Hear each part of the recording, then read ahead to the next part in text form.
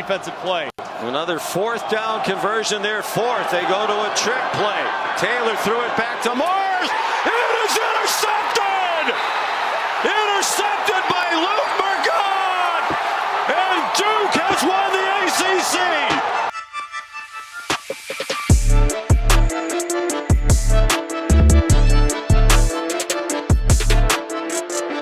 Duke just absolutely broke the college football playoff. The rules, the committee was not ready for this to happen.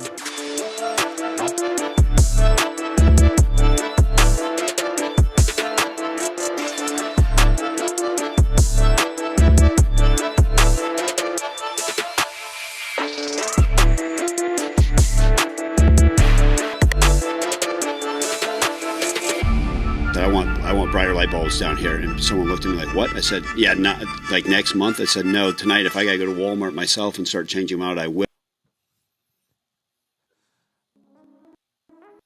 Oh, yeah, you heard my guy. He's going to change the light bulb himself. Up here at the University of Arkansas, they make sure that they get things up and running the right way. Welcome into 4th and 5. We are live at the Mainline Sports Bar here in Springs at Oaklawn. We got a great show for you lined up here today. You know we got to talk about it. College football playoffs. What is going on? Man, at Notre Dame, we're going to talk about you. We're also going to talk about the new hiring at coaches up there in West Arkansas. The staff is coming together. Hogs coming back to the hill. At least they say they're on their way back. We got a new defensive coordinator we're going to talk about as well. We're going to break down some film on him. And Monday Night Football, what's on the board as we are here live at Oaklawn. Welcome into 4th and 5. I'm DJ Williams alongside Grant Cook. Grant, my guy. Before I even get into any of this, the big talker was just college football balls. You know, who's in, who's out, and I've never seen something like this before with one of the top teams in the country throw a temper tantrum, I'd say, when it comes to being left out of the college football playoffs. Let's go and take a look at the bracket. You can see it's all set up and ready to go. Oh, man. Grant, what's going on with Notre Dame right now? What one? Yeah, well, you know, I mean, I think that's the preface or the antithesis of a sore loser, man. You know, I'm going to pick my ball up and go play somewhere else or just not play at all, actually, in their case. So, yeah, it's kind of hard to see that, man. I mean, you know, your year didn't end the way you wanted it to, and now you're just going to boycott all bowl games. I mean, that's not what this is about. I get you wanted to be in the playoffs. You felt like you'd earned the right, but I don't know. You know, it seems like just go play the bowl game, go play BYU or whoever, and end the season the right way. Does this sound you think this will eventually bring a little bit more awareness to maybe there's a big flawed issue nowadays with the way landscape of college football is? It's taken away from bowl games. I mean, now Notre Dame isn't the only team deciding to skip out on their bowl game, you know, but I would say they have the least amount of an excuse to do so, hence why some of these coaches that have been fired or they're not there anymore, so some of those guys are skipping out on the bowl team. They didn't know them. Some 5 and 7 teams are getting – you know, the invite for the bowls, and they say that half of their guys are already off campus, so they really can't field the team. But between the teams that got in, you know, we talked about the ones left out. I would say Vandy has a pretty strong case to be upset. Notre Dame, I'm not too concerned about you. That's called join a conference or, you know, make sure you schedule more intense games. And the thing is, they did schedule a pretty good game, and they ended up losing to Miami. And so when you have the head-to-head, it is what it is. But as far as the fix moving forward to college football should we just do away with bowl games and expand the playoff and turn it into even more teams? Or, Grant, what you got for me, man? Cook it up. Yeah, you know, I don't know. Maybe you could expand it by 4 more teams. I mean, go kind of the NFL model. But in the NFL, there's 32 teams, not 135. And so – you know, and here's the other thing. I'll jump on the playoff committee and all that kind of stuff. But, you know, part of me believes that I'm super excited that JMU and Tulane got into this thing. Like, that's so cool for them. But let's put some teams in there that actually can give everybody a run for their money. And I'd argue that, you know, Notre Dame probably is one of those teams. And whoever you pick outside of that. Maybe it's a BYU, maybe it's Vandy, maybe it's Texas, whoever everybody thinks is, everybody's got an opinion on that. But, do we really believe that, I'll say Tulane and Ole Miss, if Lane Kiffin had stayed there and Ole Miss was full in doing their whole thing, do we think Tulane's going to beat Ole Miss? They got beat by 4 or 5 touchdowns earlier in the year. Do we think JMU is going to fly from Harrisonburg, Virginia to Eugene, Oregon, and really give the Oregon Ducks a fighting game over there? No, they're probably going to get blown out. And so why would you not have Notre Dame go over and play Oregon? That'd be a game. So I think it's the top 12 teams. I hear all this conference winner, that conference winner. The other thing is that you look at Alabama. Alabama's got 3 losses on the year, got throttled by Georgia, and they're still in. Yeah, they came out and said that they're not going to punish the SEC championship or the championship teams. Hence, BYU got punished. So we're trying to figure out what's going on there. And so, well, here's the deal, man. Nobody would want to play in the SEC championship game ever again if you're punished for not getting there. Yeah, or getting there, I guess. So, I mean, it is what it is, but you're right. I mean, surely something after this year, and that's no knock. This is something that's been brought up, and I'm curious about your thoughts. When it comes to these G5 teams, so Justin Acree, who co-hosts with me on 103.7 The Buzz, The Zone, from 10 to 1, he said there essentially is no path for any G5 team to win a national championship at all. It's like you start the year, what's the goal? Well, it's not a national championship because we're just not built for that. I mean, that's not trying to have a knock on a G5 team. That's just unless there's a team that can prove otherwise, I just have not seen it. The only thing that I can see getting close to it was back when Kellen Moore was at Boise State and they beat OU in a BCS game, and then Andy Dalton, they had a BCS game, and TCU beat Wisconsin, I believe. But outside of that, I mean, it's been a long time since we have seen a G5 team being able to start the year thinking that they could actually win a national championship. So should they just have their own national championship? I think a lot of people would agree with that, but I feel like those people in those schools will say, no, don't put us in our own little thing. Their national championship, it feels like, Grant, is just to make it to the 12-team playoff. Do you think they should keep that of allowing a path for those guys to make it into the playoff or let them do their own thing? Yeah, I mean, I think probably doing their own thing makes a lot of sense. If you look at kind of the D2, and you can almost have like a FCS, FBS type championship. And then you get a lot more schools involved, like JMU's and Tulane's, that they would be great playing each other. I just don't see where a Tulane and a JMU are going to go battle against Ole Miss and Oregon. Now, Tulane may very well beat Ole Miss come whatever day, just because, I mean, there's so much turmoil, there's so many things going on there, and Lane Kiffin was the play caller, had his finger on the pulse of every game they were in, and he's pulled some of that away from them. Now, I would say Ole Miss is far more talented than Tulane, so you would expect for that just to go the way you would expect it. Would beat them by a couple touchdowns and go to the next round. If you want my full opinion on what I think college football should do, is I think that it should be like the English Premier League in soccer, where you have promotions and relegations every year. Okay. So the bottom 4 teams, they go to the league below. The top 4 teams from the league below get pushed up into the top league, which and that is the Premier League. You could call it the P4 or whatever you wanted to call it in college football. And then everybody has the same amount of dollars to spend on their teams. So if that's 20 million or 40 million or whatever, all X amount of teams in that division get the same amount of money, and you live or die by winning games. And there is no more, well, so-and-so has 100 million on their budget and so-and-so has 45 million on their budget. And the only way that we're giving them any, essentially revenue is wins and losses. Well, somebody's far more handicapped financially than the other person, but they're measured and weighed the same way. So that's what I think they should do. I think they should cut it straight up, go $30-40 million per school. If you make it up into the big dog league, that's what you get, and everybody plays each other. The bottom 4 teams every year get pushed to the lower conference, and then the top 4 out of that conference get bumped up. Okay, Mr. Commissioner. I've never even heard of that, but that makes so much sense. Real quick, I'm going to go back over what we got. Said we had some interference when we first started. So once again, this is what we have on tap for everybody. We just went over the college football playoffs. I'll talk about that later with Zach Gillum as well. But, yeah, all the coaching hires that happened up in Northwest Arkansas. We're going to talk about them and give an opinion about some of these coaches. We're going to tell you some Hogs that said they're coming back to the Hill and the ones that we need. Also, Ron Roberts. So we're going to take a look at the film review of what he is bringing to the table. A very interesting person that I think we're going to break down. So let's go ahead and go through these coaches. You can see right now we're learning something new just about every single day.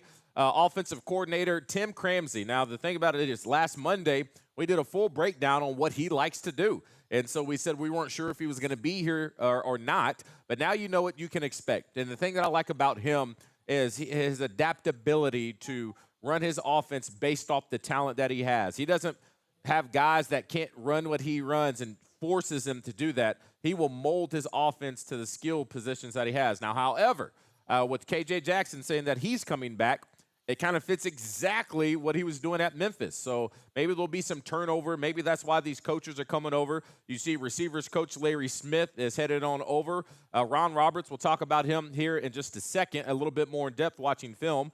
Jeff Myers, offensive line. You got Nick Matthews, offensive analyst, coming over from Memphis as well. And then Marcus Johnson, okay? So the news that we got today was the offensive line edition, okay? And so two guys coming on over. And, Grant, you said you did a little bit digging into these guys. Let's go ahead and start with Jeff Myers. And up front, we all know this game is won in the trenches, okay? And you need guys to mold these guys and make sure that they're on the same page. I probably arguably and say the most important coach on a coaching staff for a team may be the offensive line coach. There's just so much going on. You need those guys on the same page at all times. What do you think about Jeff Myers? Yeah, I mean, so I don't know a ton about him yet. Obviously, would love the opportunity to meet with him and, kind of understand what his philosophy is. But he spent the last 3 years with Silverfield over at Memphis. And, before that, I think was like a GA at Toledo and spent some time maybe at Iowa State up there in the Big 12. I think they're in the Big 12 anyway still. I'm not sure exactly how all that broke out. But, I think for at the end of the day, this is probably someone that Silverfield just trusted. He's been with him. He knows what's going on. He was the run game coordinator at Memphis. So Memphis averaged about 190 yards on the ground last year. And so he's got some experience. They have experience together, and it's really kind of hard to overlook that. Now, I'll say all of that to say I am partial to Coach Mateos. I think Coach Mateos is one of the best, if not the best guy out there. And you can tell by, as I say, the proof's in the pudding. And he took one of the worst offensive lines last year and now this year to the best offensive line in all of SEC football. And that's saying something. The SEC is a trench. And for us to be, on I think it was Pro Football Focus, to be 7 points above second place, we were graded out at 95, and I think A&M was the next best at 88. So it's a little bit of a head scratcher on why you don't retain Mateos, and I've kind of been trying to think all day. I wonder what that is. What's that dynamic? And then you hear that Jeff Myers coming over, and then Marcus Johnson. And for all intents and purposes, it sounds like it's two offensive line coaches, not an offensive line coach and an assistant offensive line coach. I haven't heard anything different. Maybe in the last few hours I haven't looked at social media, but it sounds like they're both the offensive line coach. Yeah, we heard some people leave comments when we saw this happen. They said, so wait a minute. We become one of the best offensive lines based off Pro Football Focus, and so we move on from that guy and then hire two people to try to keep up with what he did. And so that is very interesting that we saw that going. And Grant, you could probably speak on this better than anybody. The relationship between offensive line coaches and offensive linemen, man, it's something else. I don't think I've ever seen anything like it. And so for those guys to be bought in, you heard what Carmona would talk about with Coach Mateos all the time. And so when it comes to that, we were going to talk about Marcus Johnson, who came in. He's going to be from Ohio State. He played for Coach Silverfield, so that's going to be your other offensive line coach we talked about. But when you talk about key returning players, with Coach Mateos leaving, and I put this together because I think these are guys that we need back if we want to build off what we did last year at all. As far as that offensive line you just referenced, you got a lot of eligibility sitting in that locker room. Are these guys now probably going to be on the fence now that their coach is gone? I mean, I think that it's hard to say nowadays if they're on the fence either way. Crazy enough, I mean, with the transfer portal the way it is, you live in a world where these kids can leave anytime they want. And so, I think that it doesn't help that there's not continuity there because now you're going to have to go build a completely different relationship. And you just kind of alluded to it in the sense of an offensive line coach and their offensive line, that relationship is different. It's not like some of these other positions. I mean, I would say it is more of kind of a brotherhood than a lot of things. And offensive line coaches are kind of that way with everybody on the team. I mean, I don't know that there's one offensive line coach out there that most of the team doesn't like, especially someone that's like Mateos. But, I mean, the guys you have up here on this screen, 3 of them were starters and played very meaningful snaps. And then Kevion Broussard played a lot of meaningful snaps as kind of that utility guy, the 6th man that would come in at different positions. And then you have Shaq, who has played some snaps this year. Cash ended up starting a game when Caden was hurt. So, I mean, these guys that you have up here, these 6, I think they're incredibly important for us to retain. Especially, Caden, if he wants to come back, I think maybe he's like a 5th or 6th year guy with some sort of eligibility left over or something. But Amarian Harris and Kobe, we've got to start with a base of guys that have playing time in this league. And that's just going to give us that much more, I guess, or that bigger of a step up going into the season. Speaking of other returning players, let's go some that have said they are coming back. Go through a few of these, and you can see right now returning Hogs. I know a lot of people are excited about it. KJ Jackson at the press conference, he announced that he will be back. Not only will be back, but all in. Once again, when he stepped in after that questionable interception of Taylor Green at the Texas game, he came in and balled out. I really like his approach to the game. And the cool thing about this, Grant, a lot of quarterbacks don't get credit when they come in and play as well as he did. You don't go into that game assuming you're the starter. So that just lets us know that he pays attention in meetings. He prepares as if his number is going to be called. I really like his mindset and approach to the game. Another guy, Quincy Rhodes Jr. up front. I was worried about him trying to go to the NFL. I saw a lot of posts on social media of some family members showing that he was potentially going to be a late first-round draft pick, and I was just like, y'all pump the brakes a little bit. I still think we're going to put him in the oven just a little bit longer and let him just ball out and get even better in the offseason. Jaylen Brown, he was a bright spot for us, transferred in, and was a big-time target for Taylor Green up until that Notre Dame game when he broke his leg. But I like this guy, his ability to make moves in the open space. He has really good ball awareness when the ball is in the air, adjusting his body. I mean, incredible over-the-shoulder catch right there. So huge that he's coming back. We're going to see how he bounces back from his injury. And C.J. Brown, more experience out there. I think a very underutilized receiver. Now, I will say this. His biggest thing for me in the offseason that he needs to work on is his willingness to block. How many times do we show that in the game film? I'm all about making the big-time plays, but you also have to show up for your teammates and be physical at the receiver position. But as far as route running and all that stuff, that guy's big time. So those are a few guys that we talked about that it'd be nice to come back, or we're excited that they're back. But once again, I would love all those guys, and then you have somewhat of your core up front.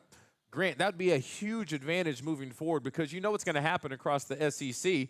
It's just going to be a complete, a whole roster reboot for most of these teams, you know? So to be one of the teams that's going to retain most of their roster and try to get things going, I think that'd be a huge advantage moving forward. Yeah, I mean, that's the one thing that you can't coach, and that's experience. You know, like I said, we just talked about that. It's something that's incredibly important at all positions. And really, I mean, obviously I'm partial to the guys up front, but if you can get 3 of your 5 starters back and probably the other 2 are going to end up in the NFL, that's pretty big time. Yeah, that's pretty big time. And I was really impressed with Kevion Broussard's ability to play. I think we highlighted him as kind of one of those guys to watch after he played in was it the Ole Miss game? I can't remember exactly which It was game. Mississippi State. Mississippi State. That's right. I knew it was one of those Mississippi schools. But yeah, I think in Shaq, obviously, I'm intrigued by Shaq's size. We talked about him leading into this year and kind of the preview of the portal guys that we had, and then as we kind of broke them down going into they really wanted Shaq to be somebody that they could rely on out there, and he just wasn't quite there yet. And I'm hopeful that a whole spring and a whole summer under one. Waiting on Grant. Looks like Grant's having a little connectivity issue. That's a good thing about the mainline sports bar. Internet speed here is fire. All right, so I'll put Grant backstage. I'm very curious about what he was just about to say. Now, as I'm doing that, and I'm going to keep an eye on him, usually when that happens, that means a camera battery died. So we'll see what happens. I'll keep an eye on Grant backstage. But, yeah, I'm all for it. If we can get half those guys back and build on that,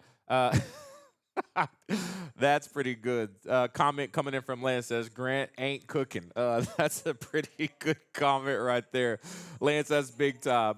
So, once again, yeah, if we can retain most of these guys, I know a lot of people are excited for next year. What I wanted to ask Grant, and I'll ask you right now, is I'll let him try to boot some stuff back up backstage. He had an opportunity to go up to Fayetteville for Coach Silverfield's, introductory press conference and the meet and greet. And we've heard all like the press conferences, the line saying that if somebody leaves and we're going to kick their ass. We got kids here. I'm changing the light bulbs, all these little things. I'm just curious, you as fans, when you hear the type of approach, are you kind of like, yeah, or are you like, hold on, let's pump our brakes a little bit? Because we've been kind of getting some feedback back and forth when it comes to the reaction of his, I would say, press tour. Has he won the press conference or not?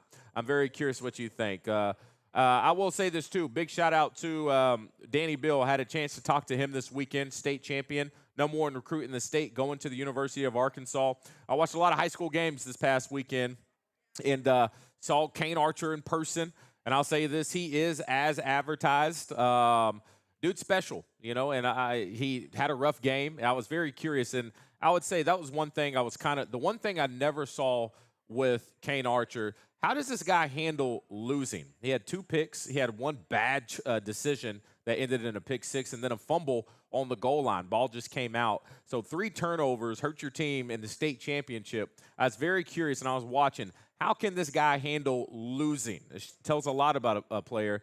And he handled it with class. It was just a part of the game. He's a competitor. So it's pretty cool seeing what he did for the whole state of Arkansas while playing high school football. Keep an eye on him at Utah. However, Shiloh Christian, wow. That was a very impressive football team. The coach over there at Shiloh has done a great job. They're jumping up to 7A. Also, too, Bryant, how many athletes can you ask for? Their defense on that side was very special. Big shout-out to Joe T. Robinson. We got other state championship games next weekend. So big shout-out to high school football. Very pumped up for everybody moving forward. And it looks like I lost Grant, y'all. Can't get him back. Not sure what's going on. Hopefully everything's okay up there in Northwest Arkansas. Anybody watching from Northwest Arkansas? The weather good? I think he's back. Are you ready to come back in? I see him backstage. Grant, you there? Okay, I'm gonna pull him down just in case he says something bad. You never know. All right. I know that look because I've been there before with technical issues. I know exactly what he's dealing with right now. Are you good back there? Are you good? Oh, he said, hold on, give him a second. Oh, that would have been bad. But, yeah, I see people coming into the comments right now. R.I.P. Mr. Cook. Don't forget, later in the show, so I want to know what to expect next year. So we're going to go over the game film from Ron Roberts. Now, this is an interesting guy for me. Very well respected all across college football, but there is one thing that kind of catches me off guard. Grant, you ready? Yeah, he cannot get it tightened up over there. Just let me know. Text me when you're ready because I can't see it. In 2020, he was at Baylor, okay? And now it's 2005, and he's coming over here for the 2026 season. So 2026 season, This is now his 4th job in 5 years, okay? And so when you hear about a defensive coach who is well respected, highly revered, as doing a really good job, and then I think somebody should ask, then how come he hasn't stuck around one place for a while? Okay, so we're going to dig into that just a little bit. Grant, you good back there? All right, here he goes. Are you good, big dog? Yeah, we're hanging in there, baby. We're hanging in there. Yeah, so I'm talking about our defensive coordinator, okay? Ron Roberts, coming over from Florida, very, regarded in such a highlight, big-time defensive coordinator. But are you worried when I say it's the past 5 years, this is now his 4th job? Would that give you a little bit of concern, like what's going on? I don't know. Maybe not. I don't blame kids for transferring if they come to Arkansas and want to be a part of something. So I don't know that I'd do the same thing for him. And how long, maybe he thought Florida was going to be his forever school, and that whole staff gets let go. So there's a whole, I guess, piece to that. Where was he? Auburn before that? Yeah. So to give you some context, and like I said, we can only read so much. We're not in meeting rooms. We're not around the team. We don't know how things work in practice, but did a really good job at Baylor. Turned Baylor around, one of the best defenses in the country. Apparently there was some issues as far as not getting along with other coaches, okay? He ends up leaving Baylor. He goes to Auburn. Hugh Freeze's first year. Did a good job. They were 72nd in the country in total defense, and then I think he got them all the way to 45th in just 1 year. Then he ends up going to Florida. I was very curious, like, what happened? You start looking at some, pages, and you hop on a couple articles. Apparently, he was butting heads with another coach on staff. Now he goes to Florida. And so when you hear, and I don't know the validity, unless I would love to say we're top-notch journalism and reporters, but we can only go so far and have so many conversations. But if there is any fire to the smoke around these things, of him maybe being somebody difficult to coach with, then it kind of makes sense why he's kind of going from this school to this school to this school. Because how many times have we seen it, Grant, of a coach coming in and it just not meshing, and you got to get rid of them? Yeah, and that does concern me. If it's just leaving schools and trying to go find a better opportunity or trying to chase down a national championship, maybe I can understand that. But if you're leaving multiple schools for the same reason, reportedly it's because he's had turmoil with other coaches on the staff. I don't love that. I don't know that I would want to invite that into my complex, because it sounds like there's a little bit of a track record there. But you know how sometimes these defensive coordinators are, man. They're fiery people. We played with a couple. Reggie Herring being one of them. I don't know that person would be the easiest guy to get along with either. But I don't know. Maybe it's a little concerning from that perspective. But hey, if he brings our defense from 100 plus to 50th or 40th, I can probably look past a little bit of it. You got John Matthews right here saying, yeah, I heard he's kind of a hard, which, I think it's good and you need it. But I guess we're going to have to sit back and how it waits. Now, I will say this, as far as film is concerned, there's a couple things that I saw on tape that I really liked. My only concern, because we're about to go to break, and we're going to talk about this on the other side, is he likes to switch it up. And, he was coach under the Dom Capers tree over there at Green Bay. And, he is really good about finding these players and building the defense for them. He has that ability, multiple different fronts. Sometimes you got 3 down linemen. Sometimes you have 4. You got 2 linebackers, sometimes 3, maybe 1, 6 DBs. But what comes with that is you need guys who are on the same page at all times. I'm going to show the game of Florida and Ole Miss because I think that's what you're going to see a lot in practice this year, because Ole Miss runs an offense very similar with that RPO to what Memphis likes to do offensively as well. So I think this will be some good film to watch. But, Grant, I appreciate you, my friend. Hope all is well. Oh, yeah, Wednesday. I got to tell you what's coming up. I'm sorry, I jumped the gun. Let's talk about what's coming up this week, okay, before we head to break. My bad. That's a flag on me. I got a little ahead of myself. Wednesday, okay, normally we have Let Grant Cook on Tuesdays, but we've had somebody in our chat that has been very adamant about us doing the Mizzou game breakdown. I didn't think anybody wanted it, but this guy does, okay? So we're going to go back to the last game of the year. So coming up Wednesday, Grant and I, we're going to do a little combo breakdown of offense, defense, offensive line. Going over, yes, this Missouri game. I still don't know why this fan wants to watch it, but we try to please the people, okay? And how about this, Grant? We have a little fun with this one. You want to be extremely honest and no filtered on this breakdown? Oh. Yeah. I mean, yeah. Yeah, we'll probably have to go offline here a little bit, talk about how honest we want to be. Yeah. So, but I mean, we will. I mean, not that we're not honest. I think we are honest. I think what you're asking is do we want to say things the way that we want to say them and not how we can say them? I guess. Can we attempt to do a breakdown in the way that we would have it explained to us by our coaches in the locker room when we watch film?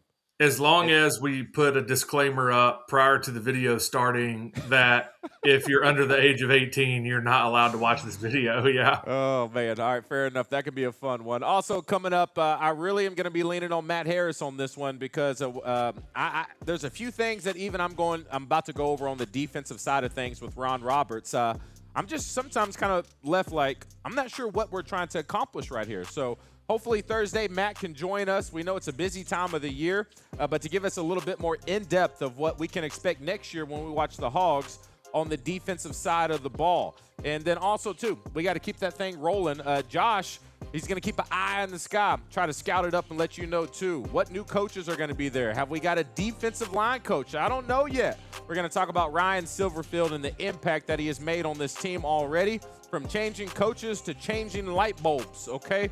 He's going to make sure he puts this team in the right direction. So, Grant, once again, I didn't get a chance to ask you because your camera went out. You had a chance to meet him in person, and you were at that thing with the fire and all that stuff going off. What was your first impression?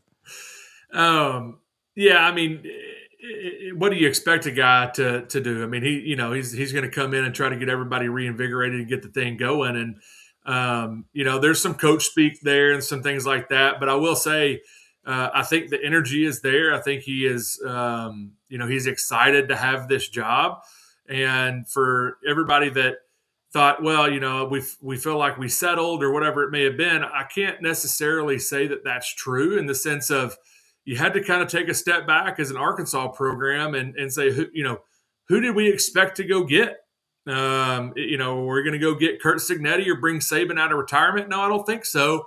And so if he wants to be here, he wants this job, he's excited to have it, and he's willing to pour in and make it work, then yeah, come on, let's give it your best shot. I know a lot of people were really tied up on Golish, Trey being one of them, and Summerall and Eric Morris and all those guys. But Silverfield's got a pretty good record against those guys. I think he's 6-1 against those. And someone fact checked that. That's okay. I'm not exactly sure of the record, but I still stand on. I think any of these guys coming out of the group of 4, group of 6, group of whatever it is nowadays, that no one knows how good any of these guys are going to do until they get on the field and start coaching. And so come September, we'll see what we've got. Until then, it's really just kind of an off-season program and trying to get the fans behind everything that we're trying to get done. Before I head to break, too, the holidays are coming up, and 4th and 5, we're going to do our part, okay? And I don't even know if I filled y'all in on this. But we're going to start doing things to raise some money, okay, because we want to be able to go to these stores and get some toys. Or we want to tell Santa, that these kids, need some gifts, okay? And so we're going to pay Santa to make sure that these kids get their gift and drop it off on Christmas. And the way we're going to do that, we're not just going to ask for money. We're going to give people the opportunity to bid on things, okay? So I got my hands on, if you're an Eagles fan, check this out. This is autographed by Eagles All-Pro receiver A.J. Brown, okay? So it even has the visor that he likes to wear as well. So big Eagle fans, an official NFL helmet signed by A.J. Brown. I'm going to, here in a couple days, these will be up on our site, our social media pages, and we're going to start a little bid, and we're going to try to raise some money for these kids for Christmas, okay? And also, too, if you're not an Eagles fans but you like birds, what about the Ravens? All right, we got a Ravens helmet as well, official NFL helmet, and this one is signed because this is the Super Bowl year when the Ravens beat the 49ers 34-31. And this is signed by Super Bowl MVP Joe Flacco, okay? So we got some pretty cool stuff here for people. So Ravens fans, Eagle fans, stay tuned on social media. Here in a couple days, we're going to let you know how you can start bidding on this, and so we can go shopping for some kids so they can have something under that tree come Christmas time. All right, Grant, now we're about to go ahead and get to break. Thanks for hanging out with me tonight. We're going to let you go on the other side. We're going to take a look at that film from our new defensive coordinator while at Florida, what you can expect next year while watching the Razorbacks. We'll be right back after this break. Okay. I got my bet in on the next drive. Y'all? Yep. Whoever loses picks up the tab. You know, this Oaklawn sports betting app is so fun to use, it might actually make watching these games with y'all bearable. Big talk coming from a fella about to lose this wager. Just need a field goal here and you'll be cooked, my friend. Remember our friendly wager. And it's good. Bet on any game all season long with Oaklawn Sports, Arkansas's best sports betting app. This is humiliating.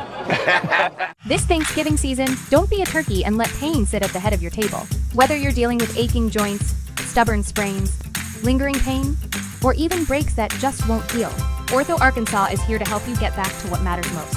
Our team of orthopedic specialists is ready to get you moving, feeling better, and enjoying every moment with family and friends. So before the holiday rush, stop by Ortho Arkansas or book your appointment today. This year, give yourself the gift of comfort and let Ortho Arkansas help you walk into the holidays pain-free. Looking to rep the Hogs in style? Stop by Be Unlimited, Fayetteville's go-to spot for custom apparel and officially licensed Razorback gear. Need custom shirts for your team, business, or event? Their in-house crew makes it quick, easy, and done right. Shop in-store or online at shop.be-unlimited.com and show your Arkansas pride. Be Unlimited, where passion meets design. Hey y'all, this is Cam here at Southwest Ford in Arkadelphia. We just built our brand new 3 facilities here, our GMC, Dodge, and Ford facilities. If you're coming down the highway on I-30, take exit 78. We'll be 1.5 miles down the road. You're gonna look on the right-hand side and you're gonna see our beautiful Chevrolet store. Right past that, you're gonna see our beautiful Dodge store. And at the end, you're gonna see our wonderful Ford store. Our 3 facilities here make it so easy for you to shop here. Whether it's online or in person, we have almost everything you want and need. And if we don't have it, we'll go out and get it for you. If you live somewhere far, north, east, south, or west, we will deliver to you. Free delivery across the whole state. Please come down and come see me at Southwest Auto Ford in Arkadelphia.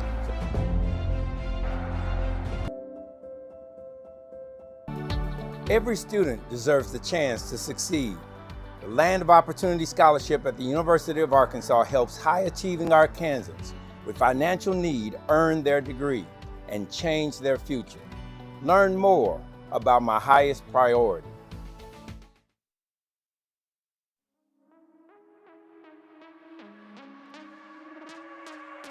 Welcome back in. Taking a look at the Mainline Sports Bar here at Oaklawn. If you ever come out to Oaklawn, all you gotta do is walk through those doors. You see them right there, right by the American Pharoah statue. Horse racing this Friday here at Oaklawn. Yeah, it's already back. Very excited about that. Once again, welcome into 4th and 5. I'm DJ Williams. As you just are joining us, Ron Roberts is going to be the name of topic right now for us. So Grant had thanks for hanging out with us, but now we got to move on, and I'm going to get into some tape. And like I said, I'm really interested to see what Matt Harris is going to have to say about this film. We're going to send him clips and kind of get a better idea of what to expect from this coach. So real quick, let's learn a little bit about him. Once again, I was a little concerned when I heard about in 2020 he was at Baylor, did a really good job there for 2 years, and then leaves. Then he goes to Auburn 1 year, then leaves. Now, I understand the Florida one because there was a coaching change, but I'm hoping it's rumor. I'm hoping there's not a lot of fire to the little smoke online when you look at a couple articles of people saying that there was just some friction with the coaching staff. When it happens twice, you're like, whoa, what's going on? Hoping that's not the case. But if he's bringing in some intensity, power to you. And the thing about Ryan Silverfield, spending that long in the NFL, you deal with that a lot with those type of coaches because they're just so competitive.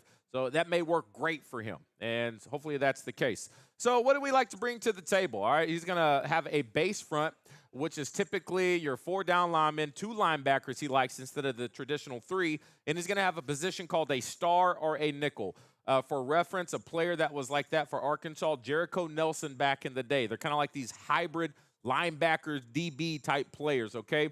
And then you got your 4 DBs. Now, I say this is his base front, but like he adapts to the personnel that he has, okay? So another front that he really likes is this 3 down with a specialty player like he likes to call a jack, okay? So that's going to be like your hybrid defensive end, a guy that can put his hand in the dirt, pass rush, a little athletic, mobile. I can't think of someone right now at Arkansas that would fit this mold yet. It'd be a big adjustment. I'm trying to think of somebody who could be that type of guy. It's kind of what we were doing with Xavier Sori when we were so light at the defensive tackle position and we brought him up to the end of the line of scrimmage. He was kind of playing that type of hybrid defensive end but linebacker, which he likes to call a jack. And this is primarily what I saw against Florida. I don't know if it was a personnel thing that made them go 3 down for most of the game, but that's just what he liked to do, okay? So we're going to take a look at some of the tape, and I'm going to go ahead and pull up. Let me pull this up for you right now. 1 second. Let me stand by, screen share this. This is going to be Ole Miss in Florida. Now, once again, you have to think Florida. I don't know if Billy Napier is fired at this point. I think he was fired, but it was still a very competitive game. So let me go ahead and pull this up big screen for you so you can take a little bit closer look of what they're going to bring to the table. So let me go ahead and break this down for you, explain what he likes. Once again, this is going to be the 3 down, like I talked about, and he likes these 2 positions, and these are the 2 guys that we're going to need on Arkansas that we need to be dudes. Whoever is going to play this jack position, this hybrid defensive end linebacker. Some people may say Quincy Rhodes. I think you got to keep Quincy Rhodes as just a straight defensive end, especially, hopefully, if they put more weight on him here in the offseason. I don't know if this will be his forte because sometimes you have to back out and be in coverage. That's not what we're looking for from my guy Quincy. And then the guy in blue, this is going to be like your nickel and your star position. You're going to see these guys line up all over the place. I think that's what he builds most of this 3 down front around. Now, you would love to have some big boys up front. We're just going to have to see how we do in the portal. Another position group I think is going to be huge for him is having some very mobile, athletic linebackers, okay? Because they're going to be in coverage a lot. They're also going to blitz a lot. And he's going to be a run, stop, first type of guy, okay? So you need those linebackers to be very physical and aggressive to stop the run, but also very athletic for these smaller slot receivers if they're ever in coverage, okay? But the guy I got highlighted right now, I believe this is more of what Quincy Rhodes is going to do, be the edge guy in a 3 down front, hopefully put him in isolated positions. The only way to isolate him in this position is overload the front side and let him work one-on-one on the back side. When they went to the 3 down front for Arkansas this year and had Xavier Sori on the edge, they moved Quincy inside, and they were able to isolate him one-on-one with a guard quite often, and he did very well. So hopefully we find out something, and that's the thing about this coach. Depending on where his studs are, he's going to put them in position to make plays. So once again, let's get this thing rolling. Ole Miss, they run a very similar type offense, in my opinion, to Memphis. So I think this is what practice is going to look a lot like when you see ones versus ones. Right now, this jack position, this guy backs out. Now, I would like him to do something a little bit more than just keep an eye on this quarterback. If you're going to back out in coverage, be a little bit more involved with the play. This is why I said you're going to need some athletic linebackers in this type of defense because the guy that I got drawn the arrow down, he's going to be responsible for the flat. And then your Mike linebacker, that's a lot of space that he's going to have to cover behind him. He's going to have to get his head, locate where the guy is, and make sure that he gets into some type of passing lane. I mean, that's just tough right here. That's a big ask for number 5. Make sure I say that right, for number 5 on that play right there. But one thing I'm also going to point out is this guy gives so many different looks. I think he'll be someone pretty difficult to kind of scheme up and game plan because he does the same thing but from different positions. He does a really good job disguising what he wants to do. Okay, so right now in the red is the guy playing the jack position. He's going to be on the short side of the field, and now the nickel is up on the edge of the line of scrimmage, or the star player of what he calls them in his defense. And so typically when you see this, they align based off what the offense does, and they bring pressures based off what they do. They're kind of all over the place, all right? And so I will say this, when you have that type of defense right here, this nickel coming off the edge, it allows everybody to kind of slant inside. And because, once again, he's going to be a run-stop of defensive coordinator. And so when you can get defensive linemen to slant, then these cuts and these blocks are very difficult for these offensive linemen, especially in a read type offense. But right here, once again, good job up front.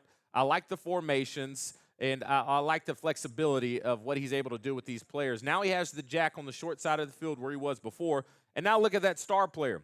He's all the way back playing safety right now. Okay, so once again, kind of like a athletic tight end on the offensive side of the ball. You can do so many different offensive formations and personnels without substituting, okay? So I think this guy's going to be looking for guys potentially in the portal or what we got right now with the roster of what guys, who can do the most? Who can I line up deep? Who can be on the edge of the line of scrimmage? Who can be in the box? If he can find a guy like that guy's going to make some big-time plays and have an opportunity to have some really cool film and make money. Now, what Ole Miss did right here was really good. And I think this is something that worries me. I got to, you know me, I'm always looking for what would worry me with this type of defense coming forward. So they send this guy in motion, and instead of them following in motion in man-to-man coverage, they just swap responsibilities. As soon as he goes in motion, one safety says, okay, you go ahead and go down on the line of scrimmage, and you account for the flat now. I'm going to go take over your role responsibility. If you have a good offensive coordinator, he's doing this because he wants to set up something for his offense down the field, and that's exactly what Lane Kiffin did right here. He knew that guy was coming down with his eyes on the flat, and now you have this tight end running a dig route, and the way that they do their coverage, they kind of say, I got number one, I got number two, or you got number two, I got number one. What comes with that is you have to be on point with communication in the secondary, which is hard to do when you got new players every single year. If we're going to be a team at Arkansas that just clears the whole slate one year, brings in a whole new group the next year, we're going to struggle with stuff like this and covering it because chemistry is so huge in this game, especially in the secondary, and this allows them to put that corner on the outside of that tight end.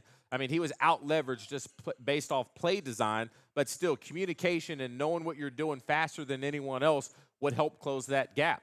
Once again, you see my jack on the end of the line of scrimmage. Now you got this star player over number two.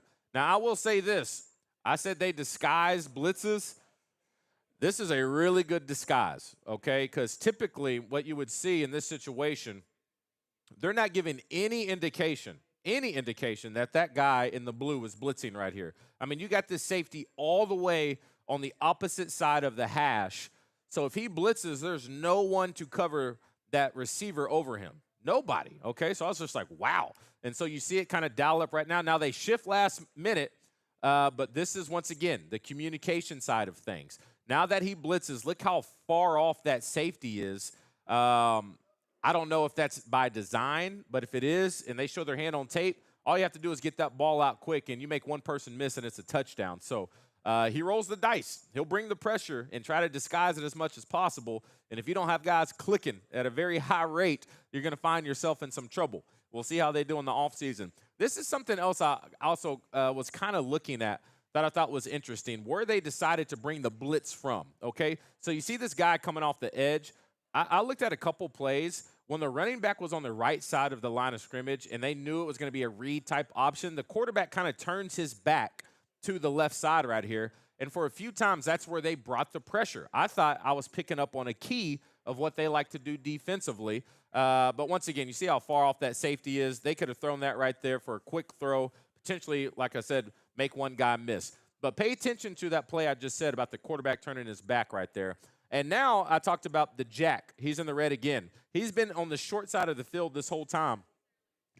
Really not worried about the formation. Now they got him on the open side of the field and that star player to the short side of the field. So once again, they're moving and they're giving so many different looks. So it's going to be hard for a quarterback to key on something to say this is what they're trying to do.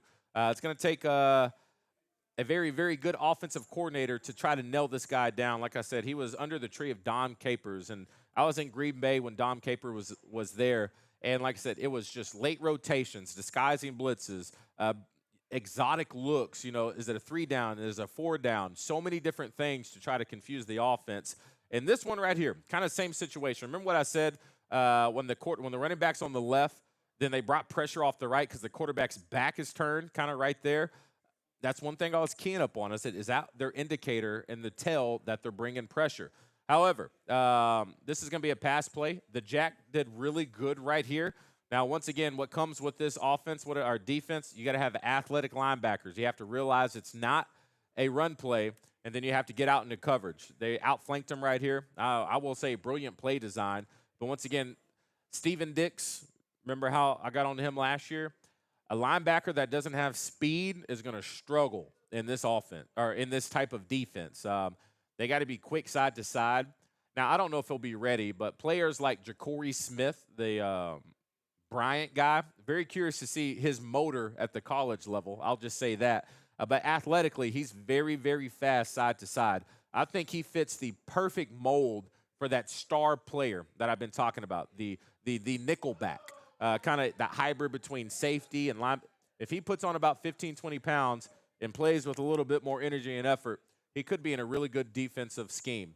All right, 4th and 3, what are we bringing right here?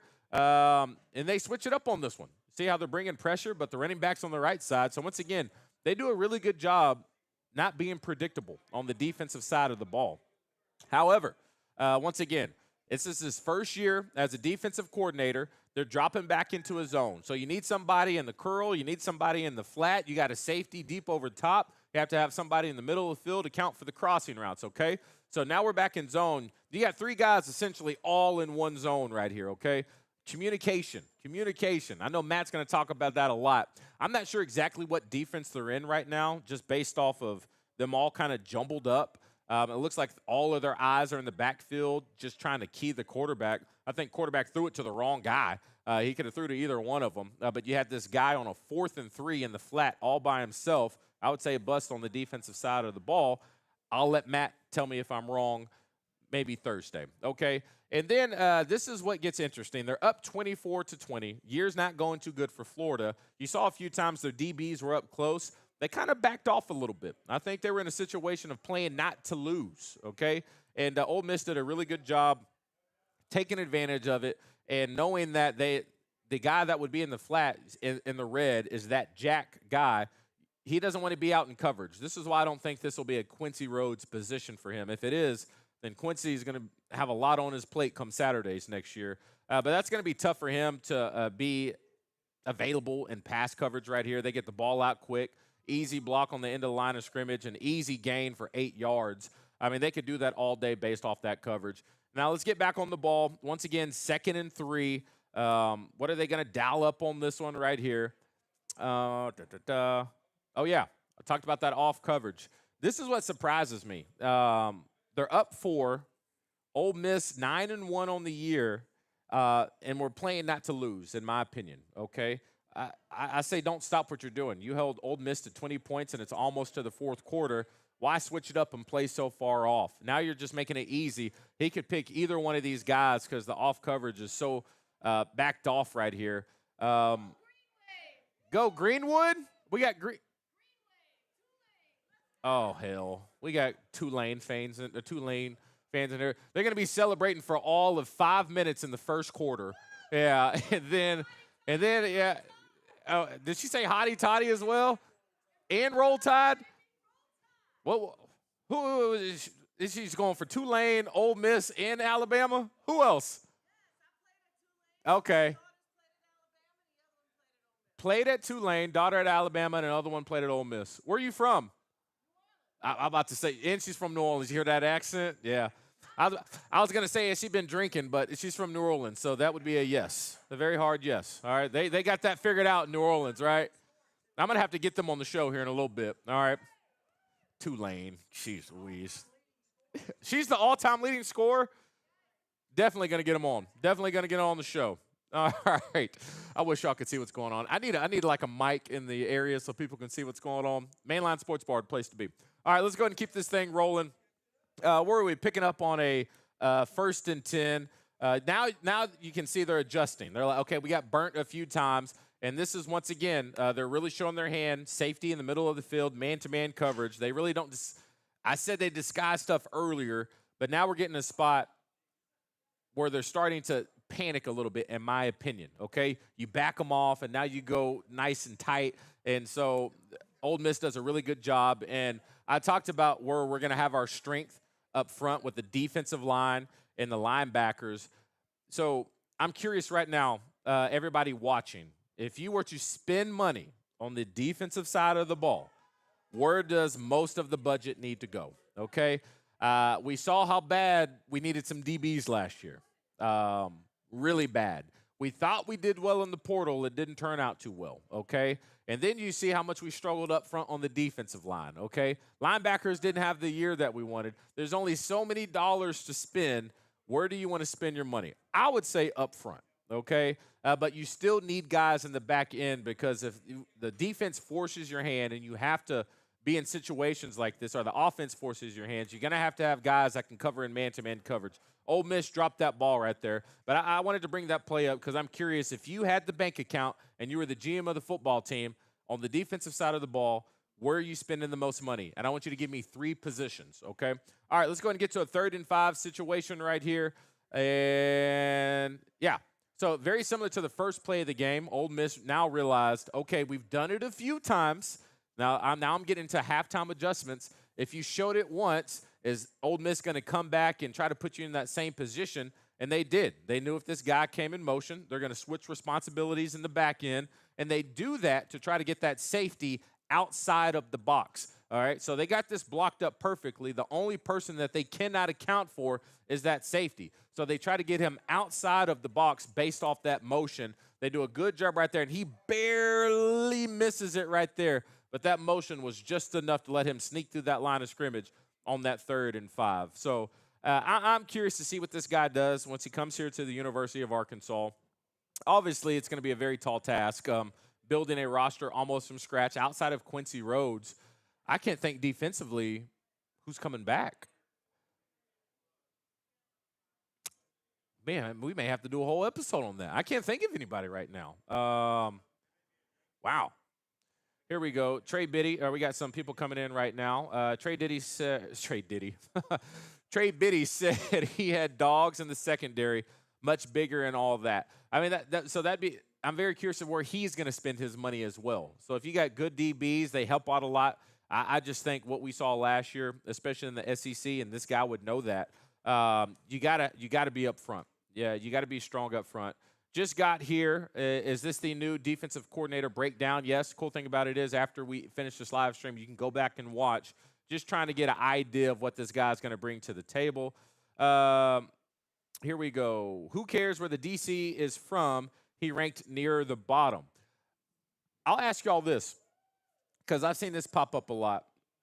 Somebody said this earlier, that Coach Silverfield and, Hunter Yurchek and all these people said they're going to assemble an elite staff, have people very excited. It'll blow you away, the staff we're putting together. So far from what they have brought over, as a fan base, how do you feel? Do you feel blown away, or are you like, ooh, I don't know yet? Okay, so go ahead and hit our chat section for that. We're about to hit one more quick little break. On the other side, I'm going to be joined by Zach Gillum. We got a little Monday Night Football tonight. The Ravens are playing the Eagles. Saquon Barkley warming up right now. A.J. Brown. Don't forget, we're going to be giving away a helmet autographed by A.J. Brown. I say giving away. I have that for an auction because we're trying to raise money to get some kids some Christmas presents for this holiday season, thanks to our friends and viewers here at 4th and 5. One more comment before we go to break. A Holy Terry pass rusher edge player can compensate for less ability and coverage. I would agree. We got Guatney says not blown away. Not blown away. Blown me away in a bad way. That's not good. Y'all keep on sounding off in the chat room. We'll be right back with Zach Gillum on the other side. Tell you what you can expect from the game here tonight. The game within the game with the Oaklawn Sports Betting app. We'll be right back after this. All right, Razorback fans, basketball season is in full swing, and it's kind of starting to feel like 1994. The best thing about Be Unlimited, it caters to all eras of Razorback basketball fans, from the slobbering hog with Nolan Richardson to the running hog with Coach Cal. From hats, t-shirts, sweatshirts, they've got it all right here at your #1 stop. Be Unlimited. The road to the Final Four starts here.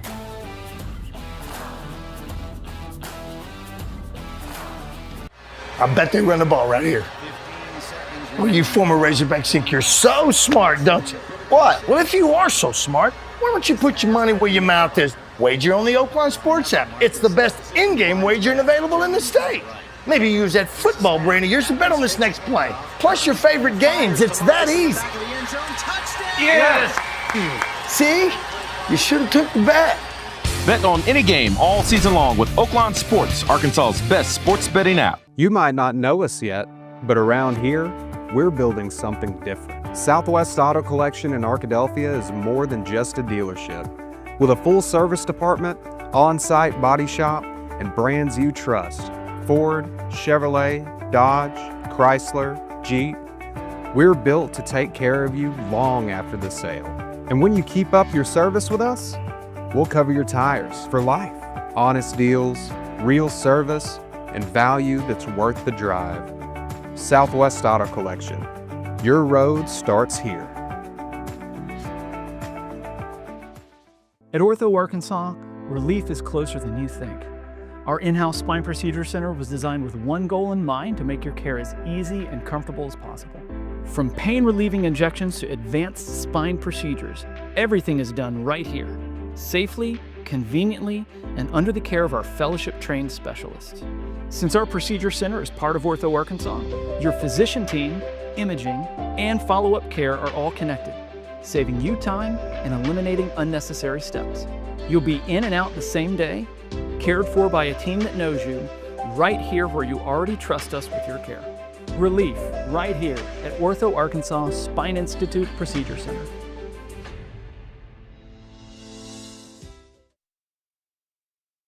Opportunity starts with strong roots.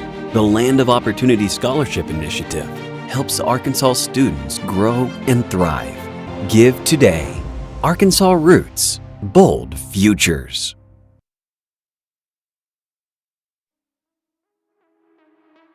All right, welcome on back to the Mainline Sports Bar. Always having a great time here at Oaklawn. It's a spot to be. It could be for work meetings. I don't know. Want to watch a little Monday Night Football? Whatever it is, we got you covered. Horse racing Friday. I'll ask Zach about that as well.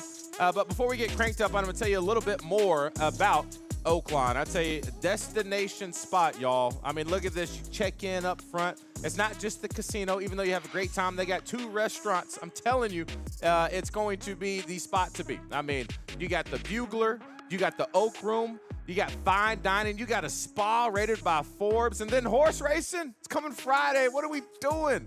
Let's do this thing. Very excited for that.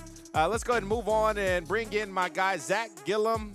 Zach, what more could you ask for when it comes to Oaklawn, right? Racing Friday? Are we already there? We're here, man. We are here December 12th, this Friday. We kick off the holiday meet at Oaklawn. So racing starts full field. So it's going to be a great wagering card. And it looks like the weather might be a little chilly, but it looks like it's going to be fairly nice this weekend. At least should stay dry. And then Saturday's card's phenomenal. Sunday we drew today. It is also a phenomenal card. So it's going to be a lot of fun.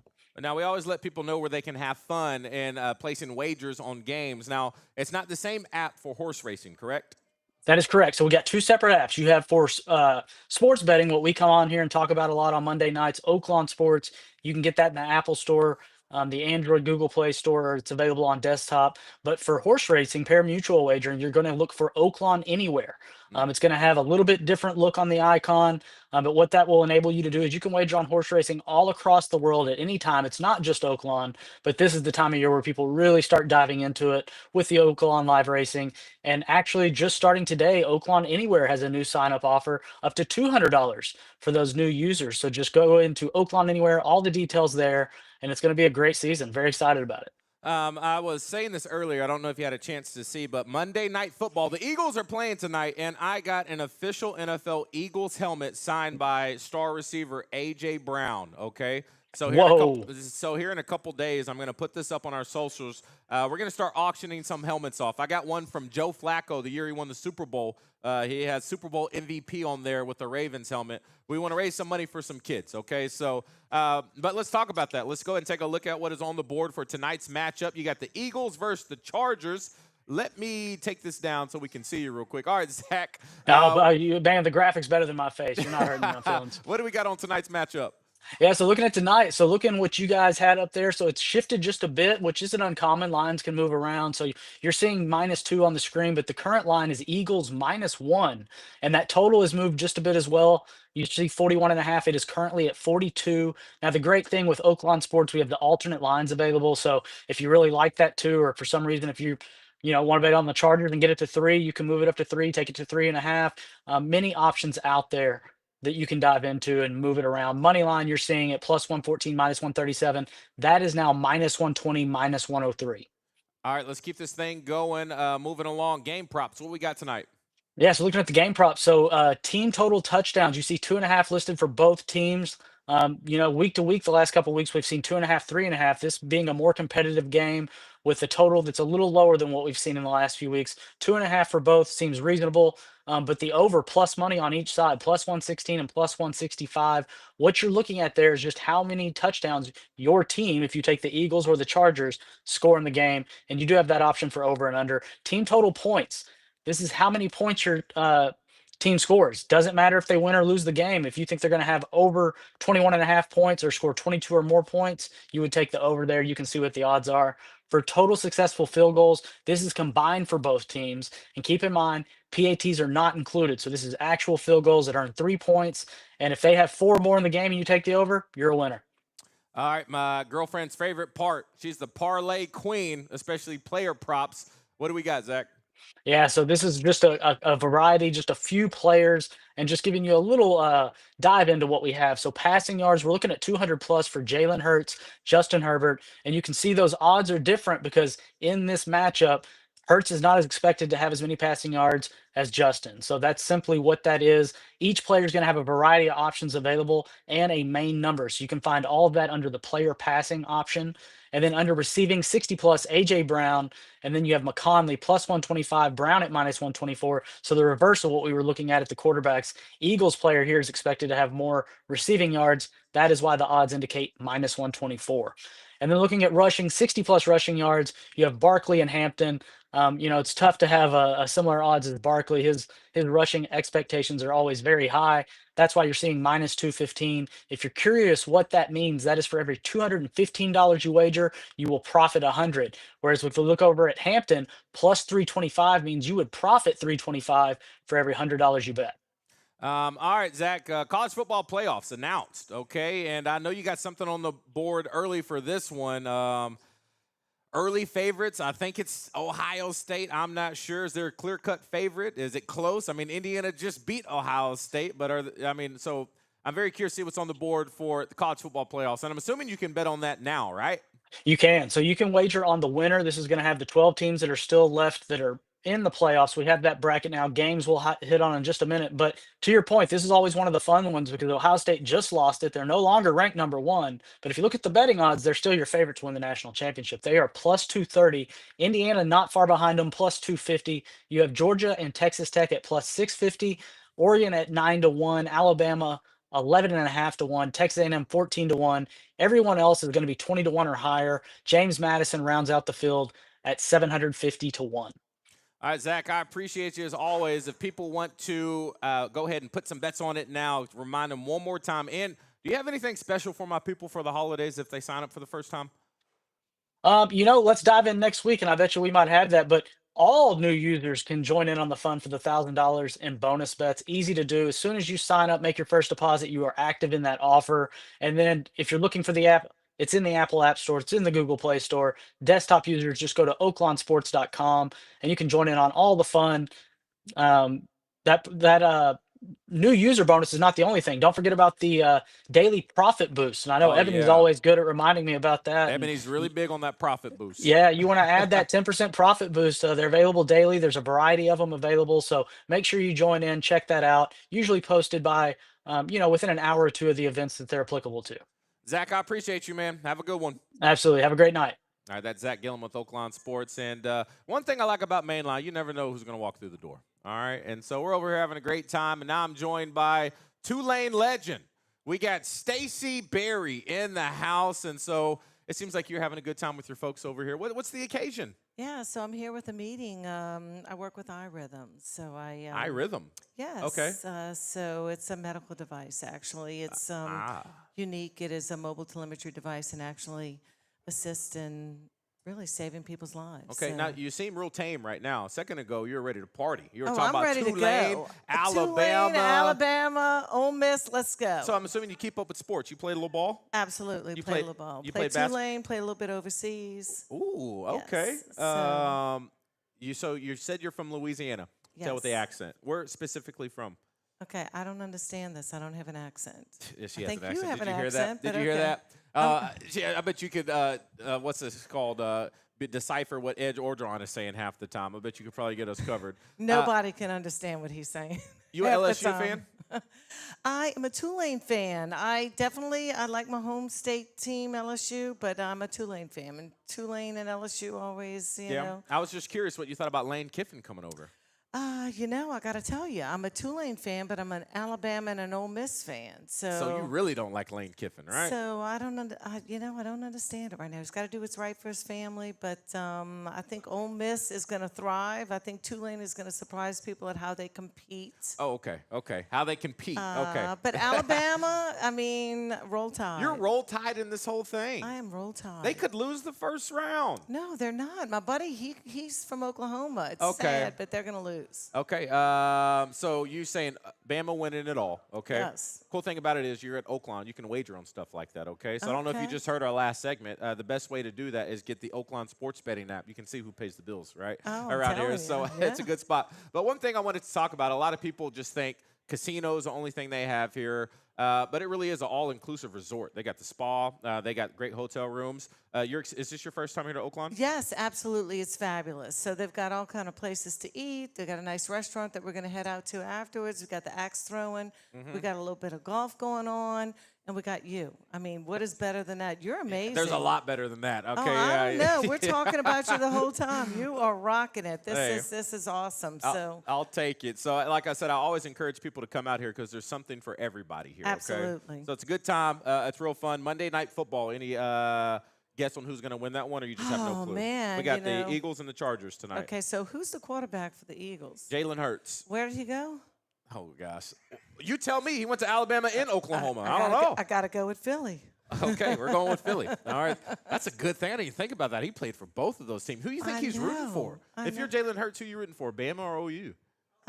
OU, right? It doesn't make a difference because Alabama's going to win. I know. We got It's Boomer so in the sad. house. I know. He's screaming it. So I appreciate you talking to me. I tonight. appreciate That's- you too, Stacey. If you ever want to go outside, I got my tennis shoes on. We go Oh, you shoot trying a- to hoop? shoot a I'm hoop. scared of you seen all these people are like blowing Achilles now, you know? Oh, What you well, said you sell what? What kind of medical? I don't have to blow an Achilles when I'm shooting from the 4. That's how you roll. Yeah, that's I don't how know I if she roll. said 4 or floor. All right, yeah, but I'm just gonna go Both- with it. And both not, of them, but both of them. When Yeah. I shoot so far out at they say, you know what? That's not 3. It's worth 4. Ooh, Yes. I like that. So that's you can tell good. she's from Louisiana. They got swag down there. All right, about to wrap this up. Once again, thank y'all for watching 4th and 5. Stay tuned. Wednesday, we're going to drop a video early in the morning of that Mizzou breakdown. But join us Wednesday night for viewer comments, one of our favorite things that we do. And as always, if you're free and available, come on out here like Stacey and her friends. Have a good time here at the Mainline Sports Bar in Oaklawn. They got great restaurants, great rooms, the water pressure. Have you took a shower yet? It's top notch. Real deal. Thank y'all for watching 4th and 5.